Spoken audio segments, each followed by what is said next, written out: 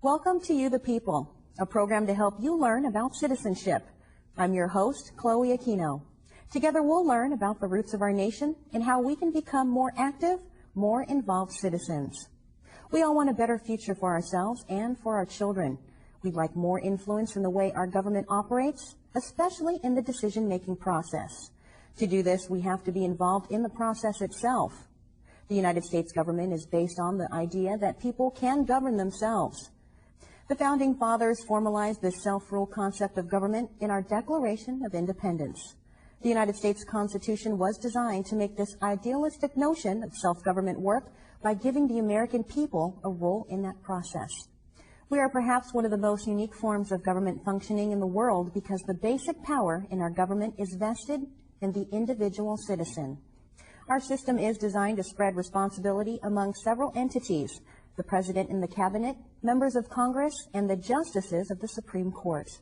On the local level, there are thousands of governments across the United States, many again divided into sub-governments, state, city, county, and local, performing the same functions as the national government. By design, the system has a built-in checks and balances. No one part of the government can gain too much power. Our government operates under a representative form of democracy, also known as a democratic republic. We elect our senators, representatives, and assembly members every few years. Attending party caucuses, introducing and voting on initiatives, and communicating regularly with our representatives are part of the governing process. However, today, most American citizens tend to limit their participation to voting in major political elections. Thus, we citizens are inclined to be indirectly involved, allowing our elected representatives to operate our government for us.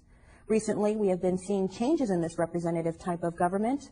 First, we have become a more enlightened nation, better educated, better informed. Second, many of us are unhappy with the character and caliber of our elected representatives. And finally, there is great concern about the increasing role of lobbyists and their adverse impact on the decision-making process of Congress.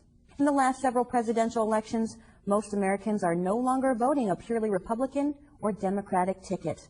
These factors are an early indication that our representative democracy is evolving toward a form of democracy where the citizen is more involved. To better understand how we can take part, let's take a look at how the Founding Fathers laid down the basic foundations of this country. Simply, how our government was formed. To do that, let's travel back in time to hear the story from a signer of the Constitution, Dr. Hugh Williamson.